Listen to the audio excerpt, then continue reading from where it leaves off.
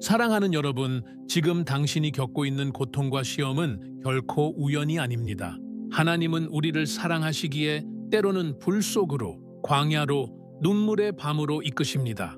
왜냐하면 그분은 당신을 무너뜨리려는 것이 아니라 더 큰 사명을 위해 준비시키고 계시기 때문입니다. 오늘 이 말씀은 단순한 위로가 아니라 경고입니다. 시험 앞에서 도망치면 영혼은 약해지고 불평으로 반응하면 축복의 문은 닫힙니다. 그러나 믿음으로 견디면 그 고난이 바로 하나님의 손에 의해 당신을 위대한 자리로 세우는 발판이 될 것입니다. 지금 스스로에게 물어보십시오. 나는 이 시험 속에서 하나님께 더 가까이 가고 있는가? 아니면 멀어지고 있는가? 오늘 성령께서 그 답을 당신 마음에 새겨주실 것입니다.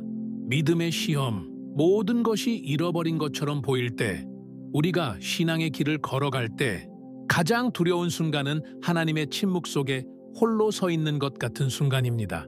아무리 기도해도 응답이 없는 것처럼 보이고 상황은 점점 더 악화되며 눈물은 마르지 않고 희망은 멀어져만 갑니다. 바로 그 순간이야말로 믿음의 진짜 시험이 시작되는 자리입니다. 믿음은 평안할 때는 드러나지 않습니다. 풍족할 때는 누구나 하나님을 찬양할 수 있습니다. 그러나 모든 것을 잃어버린 것 같은 그 자리에 서 있을 때 우리의 믿음은 진실하게 드러납니다. 아브라함의 이야기를 보십시오. 하나님께서는 아브라함에게 가장 소중한 아들 이삭을 번제로 드리라고 명령하셨습니다. 창세기 22장. 이것은 단순한 명령이 아니었습니다. 아브라함의 모든 꿈, 미래, 하나님의 약속이 담겨있는 아들이었습니다. 그 아들을 포기하라는 하나님의 음성은 상식적으로도 감정적으로도 도저히 받아들일 수 없는 것이었습니다. 그러나 아브라함은 순종했습니다. 아들을 묻고 제단 위에 올려놓았을 때 그는 모든 것을 잃은 것처럼 보였습니다. 하지만 바로 그 자리에서 하나님은 준비하신 수향을 보여주셨고 믿음의 순종을 통해 아브라함은 하나님의 위대한 축복의 증거가 되었습니다. 여러분, 하나님은 여전히 같은 방식으로 우리를 시험하십니다. 우리의 마음을 붙잡고 있는 것을 내려놓으라고 말씀하십니다. 어떤 이에게는 자존심일 수 있습니다. 어떤 이에게는 재물, 직장, 혹은 가장 사랑하는 관계일 수도 있습니다. 하나님께서는 우리에게 묻고 계십니다. 네오는 이것들을 나보다 더 사랑하느냐?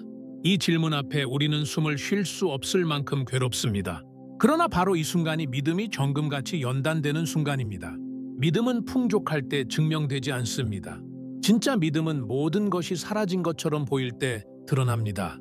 사업이 무너지고, 가정이 흔들리고, 건강이 악화되고 더 이상 붙잡을 것이 없는 그 자리에 서 있을 때 우리가 여전히 여호와는 나의 목자시니 내게 부족함이 없으리로다 라고 고백할 수 있다면 그것이 참된 믿음입니다. 여러분의 삶 속에서도 이런 순간을 맞이했을 것입니다. 사랑하는 가족을 잃고 눈물이 멈추지 않았던 날들, 갑작스러운 질병 앞에서 무력하게 서 있었던 순간, 경제적 어려움으로 내일의 밥상조차 보장되지 않았던 경험. 바로 그 순간 우리는 하나님을 시험하는 것이 아니라 하나님께서 우리의 믿음을 시험하고 계셨다는 사실을 깨달아야 합니다. 하나님은 왜 이런 고통을 허락하실까요? 우리가 무너지도록, 우리가 좌절하도록 내버려 두시기 위함이 아닙니다. 오히려 우리의 믿음을 깊게 뿌리내리게 하시려는 것입니다. 얕은 뿌리로는 폭풍을 견딜 수 없습니다. 그러나 깊이 뿌리내린 믿음은 어떠한 시련 앞에서도 흔들리지 않습니다. 그래서 하나님은 우리를 눈물 속으로, 어둠 속으로, 절망 속으로 이끄십니다. 이 자리에 있는 누군가가 지금 바로 그런 자리에 서 있을지도 모릅니다. 기도해도 응답이 없고 하나님이 침묵하시는 것처럼 느껴질 때 여러분은 의문합니다. 정말 하나님은 나를 사랑하시는가? 정말 하나님은 나와 함께 하시는가? 그러나 기억하십시오. 아브라함에게 준비된 수향이 있었듯 하나님은 이미 당신의 인생에도 준비해 두신 길이 있습니다. 당신이 순종과 믿음으로 서 있을 때 하나님의 손은 결코 늦지 않습니다. 믿음은 감정이 아닙니다. 믿음은 상황을 보는 눈이 아니라 보이지 않는 하나님을 붙드는 결단입니다. 바로 그 결단이 당신의 삶을 바꿉니다. 세상은 당신의 눈물과 실패를 비웃을지 몰라도 하나님은 그 눈물 위에 새로운 역사를 쓰십니다. 그러므로 절망 속에서 무릎 꿇고 주여, 비록 이해할 수 없어도 나는 주님을 믿습니다 라고 고백하는 순간 하늘의 문이 열립니다. 사랑하는 여러분, 지금 이 순간을 도망치지 마십시오. 믿음의 시험은 하나님의 형벌이 아니라 하나님의 사랑입니다. 하나님께서는 당신을 더 큰 사명으로, 더 큰 은혜로 이끄시기 위해 기초를 세우고 계십니다. 믿음이 무너지지 않도록 지금 이 순간을 붙드십시오. 눈물은 언젠가 닦일 것입니다. 그러나 믿음의 뿌리는 영원히 흔들리지 않을 것입니다. 끝나지 않을 것 같은 기다림의 시험, 믿음이 시험된 후에 찾아오는 것은 끝없는 기다림입니다. 하나님께 순종했음에도 불구하고 길이 열리지 않고 상황은 변하지 않으며 시간이 흘러갈수록 마음은 더욱 무겁게 눌립니다. 이 기다림은 단순히 시간을 보내는 것이 아닙니다. 영혼을 소모시키고 희망을 갉아먹으며 하나님께 대한 신뢰를 끝까지 붙잡을 수 있는지를 드러내는 깊은 과정입니다. 요셉의 생애를 떠올려 보십시오. 그는 어린 나이에 꿈을 꾸었습니다. 형제들이 자신에게 절할 것을 보여주신 하나님의 꿈이었습니다. 그러나 그 꿈 이후 그의 삶은 정반대로 흘러갔습니다. 형제들에게 팔려 종이 되었고 억울한 누명을 쓰고 감옥에 던져졌으며 긴 세월 동안 아무도 그의 이름을 기억하지 않았습니다. 하나님께서 주신 꿈과 현실은 완전히 모순처럼 보였습니다. 그러나 바로 그 기다림의 세월이 요셉을 하나님의 사람으로 다듬어 갔습니다. 감옥은 요셉에게 단순한 고통의 장소가 아니었습니다. 그것은 하나님께서 그의 인내와 정직, 그리고 마음의 겸손을 연단하신 장소였습니다. 하나님은 그 시간을 허비하지 않으셨습니다.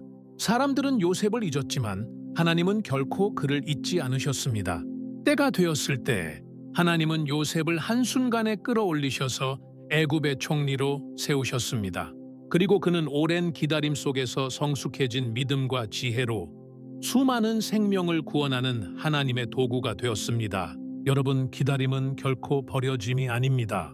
하나님이 당신을 외면하신 것이 아니라 당신의 내면을 준비시키고 계신 것입니다.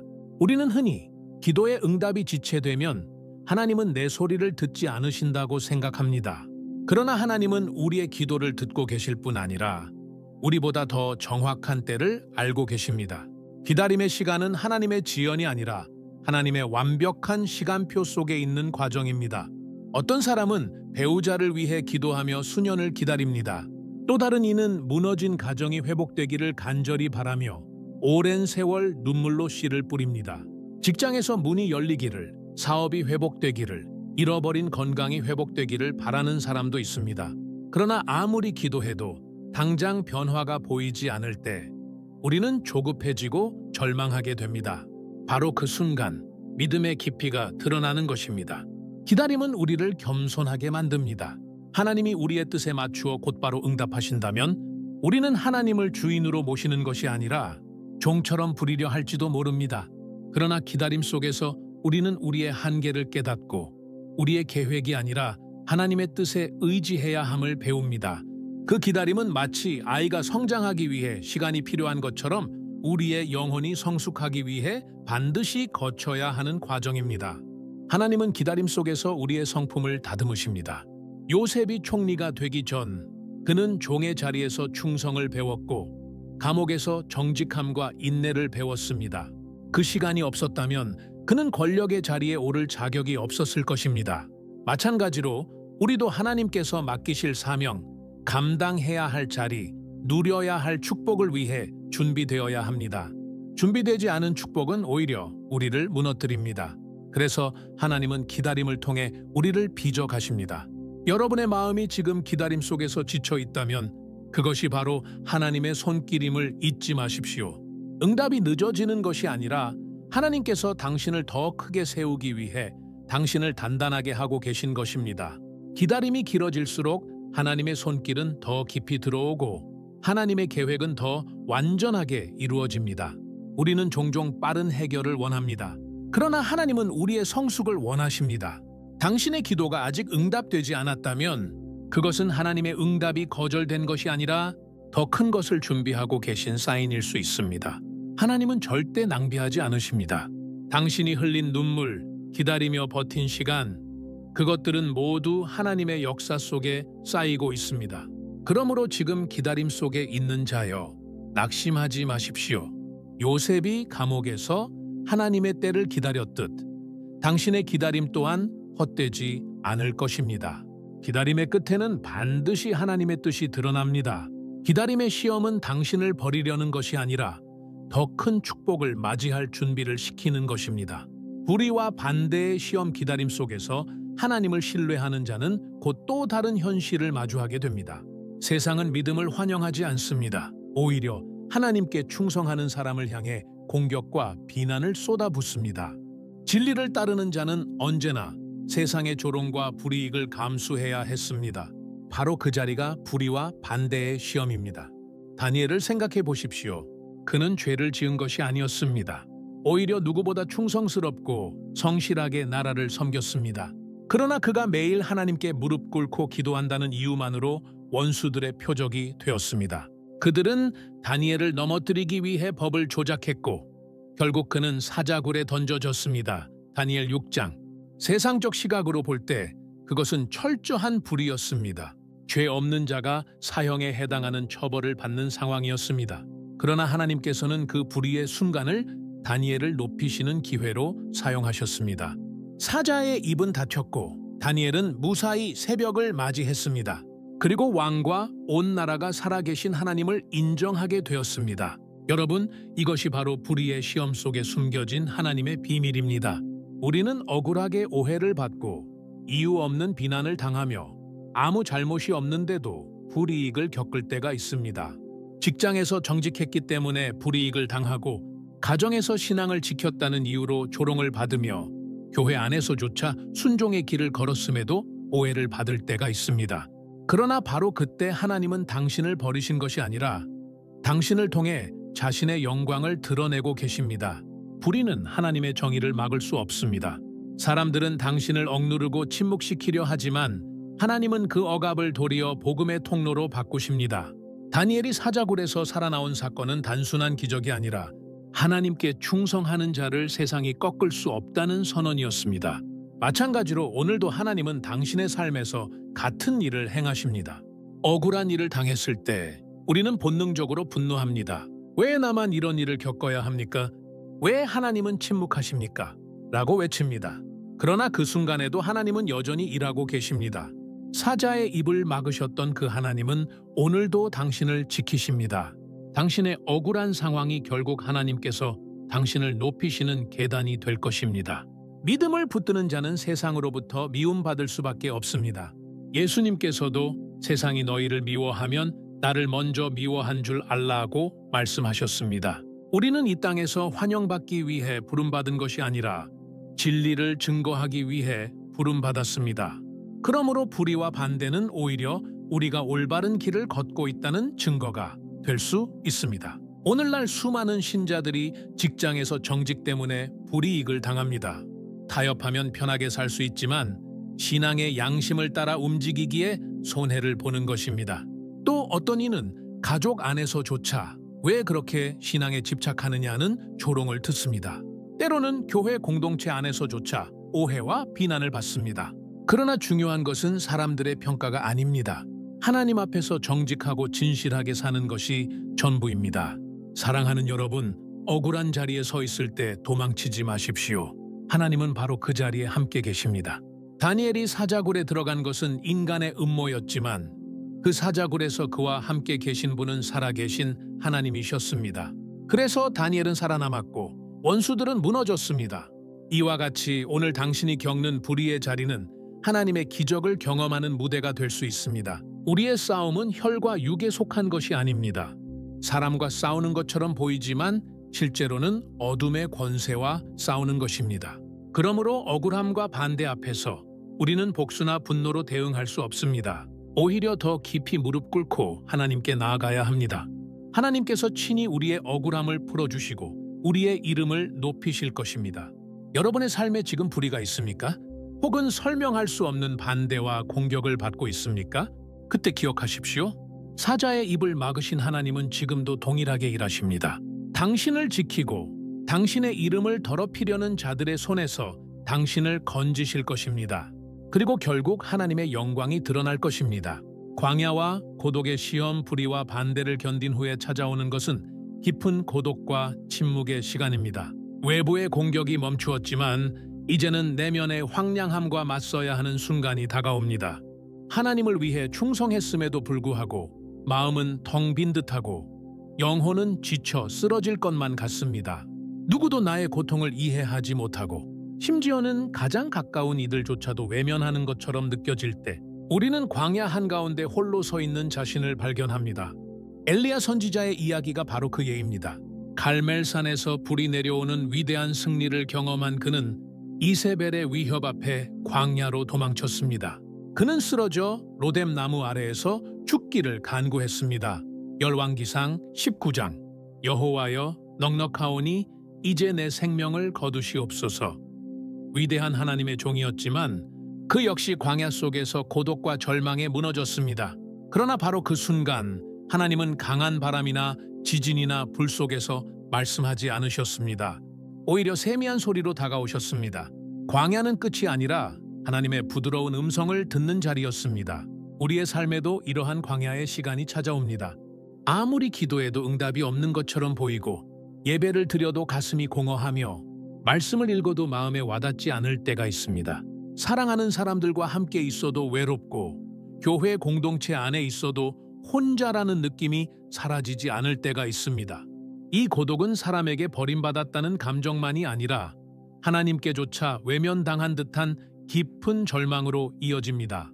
그러나 바로 그 광야가 하나님께서 우리를 새롭게 하시는 자리임을 잊지 말아야 합니다. 광야는 우리의 힘이 바닥나고 우리의 의지가 무너지는 자리입니다. 그래서 우리는 비로소 하나님만 붙들 수밖에 없습니다. 사람의 위로가 사라지고 환경의 도움도 사라졌을 때 오직 하나님의 은혜만이 우리를 살리시는 것을 깨닫게 됩니다.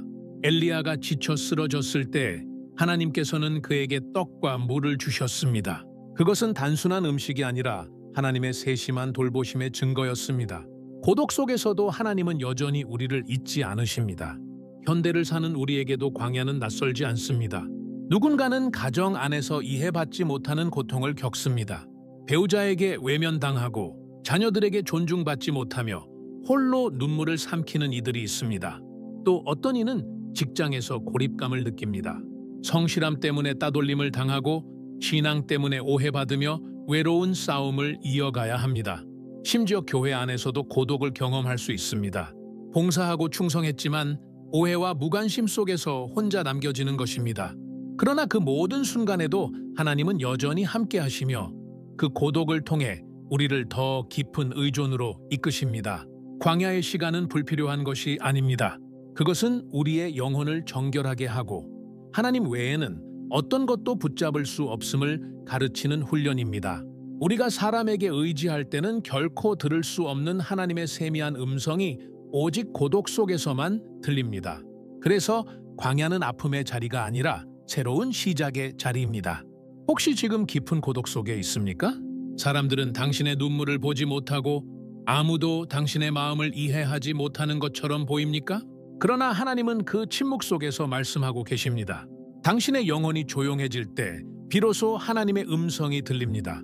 소란스러운 세상 속에서는 들을 수 없는 하나님의 음성이 바로 그 고요한 광야에서 울려 퍼집니다. 엘리야는 광야에서 새 힘을 얻고 다시 사명을 향해 나아갔습니다. 마찬가지로 당신의 광야 또한 끝이 아닙니다. 고독 속에서 하나님께 의지하는 법을 배울 때 우리는 다시 일어나 사명을 향해 걸어갈 수 있습니다. 광야는 무덤이 아니라 훈련장이며 폐허가 아니라 새 생명이 움트는 자리입니다. 사랑하는 여러분, 광야를 두려워하지 마십시오. 고독을 피하려 하지 마십시오. 그곳은 하나님께서 당신의 영혼을 깊이 다루시는 은혜의 자리입니다. 세상의 소음이 멈추고 모든 것이 사라질 때 비로소 하나님의 임재가 더욱 선명하게 드러납니다. 고독은 저주가 아니라 하나님께서 당신을 더 가까이 부르시는 신호입니다. 그러므로 광야를 지나며 이렇게 고백하십시오. 주님, 오직 주님만 제 힘이 되십니다. 사람도 환경도 아닌 오직 주님만 제 생명의 근원입니다. 불의 시험, 우리를 정결하게 하고 길을 여시는 불신앙의 여정을 걷다 보면 결국 마주하게 되는 마지막 시험은 불의 시험입니다. 불은 파괴적이고 두려운 이미지로 다가옵니다. 그러나 하나님의 백성에게 있어 불은 단순히 고통의 도구가 아니라 정결하게 하고 새로운 길을 여는 도구가 됩니다. 하나님은 우리를 불 속으로 던지시면서도 결코 혼자 두지 않으십니다. 오히려 그 자리에서 하나님의 임재가 가장 강하게 드러납니다. 다니엘서 3장의 이야기는 우리가 이 진리를 분명히 이해하게 합니다. 사드락, 메삭, 아벳느고는 바벨론에서 신상 숭배를 거부했습니다. 모두가 무릎 꿇을 때 그들은 하나님 앞에만 무릎 꿇겠다고 결단했습니다. 그들의 선택은 단순한 반항이 아니라 믿음의 고백이었습니다. 그러나 그 대가는 혹독했습니다. 풀무불에 던져진다는 형벌이 기다리고 있었습니다. 왕은 분노하여 불을 평소보다 7배나 더 뜨겁게 하도록 명령했습니다. 불길은 너무 거세서 그들을 끌고 가던 군인들조차 불에 타 죽었습니다. 상황은 끝난 것처럼 보였습니다. 그러나 불 속에서 일어난 일은 세상이 감히 상상할 수 없는 하나님의 기적이었습니다. 왕은 놀라 눈을 크게 뜨고 외쳤습니다. 우리가 세 사람을 불 속에 던지지 아니하였느냐?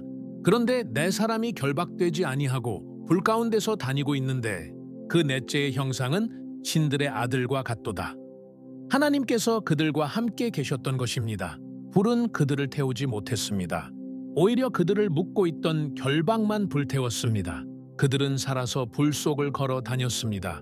사랑하는 여러분, 이것이 불의 시험입니다. 하나님은 불을 막아주지 않으십니다. 그러나 불 속에 들어갔을 때 우리와 함께 걸으십니다. 우리의 삶에도 이런 불시험이 있습니다. 의학으로도, 인간의 능력으로도, 돈으로도, 지식으로도 해결할 수 없는 상황. 오직 기적만이 답인 순간, 바로 그때가 불 속에 서 있는 때입니다. 불은 우리의 두려움을 드러냅니다. 그러나 동시에 불은 우리의 믿음을 순수하게 만듭니다. 불 속에서 불타는 것은 우리의 교만, 집착, 세상적인 의존심입니다. 남는 것은 오직 하나님을 향한 진실한 믿음뿐입니다. 사드락과 그 동료들이 불 속에서 자유롭게 걸을 수 있었던 이유는 결박이 풀렸기 때문입니다. 마찬가지로 우리의 불시험은 우리를 묶고 있던 두려움과 속박을 태워버립니다. 그래서 불은 파괴가 아니라 해방입니다. 현실 속에서도 불같은 순간은 있습니다. 병원에서 의사가 더 이상 방법이 없다고 말하는 순간, 직장에서 모든 문이 닫히고 더 이상 길이 보이지 않을 때, 관계가 무너져 홀로 버려진 것 같은 순간, 그때 우리는 불길 앞에 서 있습니다. 그러나 두려워하지 마십시오. 하나님은 불 속에서도 우리와 함께 계십니다. 그분은 불을 없애주지 않으셔도 불이 우리를 삼키지 못하게 하십니다. 불시험은 또한 하나님의 영광을 드러내는 무대가 됩니다. 왕과 수많은 사람들이 불 속에서 살아있는 세 청년을 보고 하나님의 능력을 인정했습니다. 우리의 불시험 속에서도 세상은 살아계신 하나님을 목격합니다. 세상은 당신을 향해 끝났다고 말할지 모르지만 하나님은 바로 그 순간 당신을 통해 영광을 드러내십니다. 이 불은 또한 새로운 길을 열어줍니다. 세 청년이 풀무불에서 살아나왔을 때 그들의 신앙은 더 이상 조롱의 대상이 아니었습니다. 오히려 왕의 입으로 그들의 하나님이 선포되었습니다. 불은 그들을 무너뜨리지 않았고 오히려 높였습니다. 오늘도 하나님은 불을 통해 우리를 더 높은 자리로 세우십니다. 여러분, 지금 불시험을 겪고 있습니까? 불길이 너무 뜨겁게 느껴져 모든 것이 끝난 것 같습니까? 그러나 기억하십시오. 하나님은 불 속에서 당신과 함께 하십니다. 그분은 결코 당신을 혼자 두지 않으십니다. 불은 당신을 태우지 못합니다. 오히려 당신을 순결하게 하고 강하게 만들어 하나님의 목적을 이루게 합니다. 불을 지나고 나면 당신은 더 이상 이전의 당신이 아닙니다. 더 겸손해지고 더 깊은 믿음을 가지며 더 강하게 됩니다. 무엇보다도 불 속에서 동행하신 하나님을 실제로 경험한 자가 됩니다. 그러므로 불시험은 끝이 아니라 더 큰 사명을 위한 관문입니다. 사드락과 메삭과 아벳느고는 이렇게 고백했습니다. 우리를 왕의 손에서 건져내실 것이요, 그렇게 하지 아니하실지라도 우리는 절하지 아니하겠습니다. 이것이 믿음의 본질입니다. 불시험 앞에서도 하나님께 충성하는 결단, 그 믿음을 하나님께서 사용하십니다. 사랑하는 여러분, 모든 시험은 결국 하나님의 준비 과정입니다. 믿음의 시험, 기다림의 시험, 불의의 시험, 고독의 시험, 그리고 불의 시험까지, 그 모든 과정은 헛된 것이 아닙니다. 하나님은 그 과정을 통해 우리를 빚으시고 다듬으시고 준비시키십니다. 당신이 흘린 눈물, 견딘 고통, 싸운 믿음의 싸움은 모두 하나님의 손에 쌓여 있습니다. 불은 당신을 끝내지 않습니다. 불은 오히려 당신을 더 순결하게 만들어 하나님의 뜻을 이루게 합니다. 그러므로 오늘 불 속에 있다면 두려워하지 말고 오히려 하나님을 바라보십시오. 불길 한가운데서 당신과 함께 하시는 주님을 보십시오. 그리고 확신하십시오. 지금의 고통은 헛되지 않습니다. 지금의 눈물은 결코 버려지지 않습니다. 하나님은 이 모든 것을 사용하여 당신을 더 큰 영광으로 이끄실 것입니다. 하나님께서 지금 이 말씀을 듣는 모든 분들의 삶에 손을 얹으시기를 기도합니다. 불시험과 눈물의 시간을 지나고 있는 자들에게 하늘의 위로와 새 힘을 부어주시고 믿음으로 끝까지 서는 자들에게 하나님의 놀라운 영광과 축복이 임하게 하시기를 예수 그리스도의 이름으로 축원합니다.